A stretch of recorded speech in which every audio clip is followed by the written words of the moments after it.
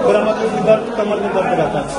ये तो पूरा मैं ट्रीटमेंट करवा चुका था, फिर इन्होंने लाकर 3 दिन रिमांड दिया। बेकसूर 3 दिन रिमांड दिया। रिमांड लेने के बाद पिताजी का तबीयत खराब है। ऐसा तो पिताजी तो यहाँ ठीक था, पकड़ के लेकर ठीक था। अब वो यहाँ पे क्या किया पिताजी को टचर किया तब नहीं ऐसा हुआ। टचर नहीं था टचर किया तब नहीं था। हम सुबह मेरे मैसेज का मोबाइल में फोन किया वहाँ से तुम्हारा मैसेज ये कौन सा काम है? आप लोगों को क्या लगता है आपके पिताजी के साथ कुछ यहाँ पे मतलब यहाँ से रिमांड लिया हो, रिमांड लेने के बाद पिताजी का तबीयत खराब हुआ। रिमांड 3 दिन के लिए तो लाया यहाँ पे।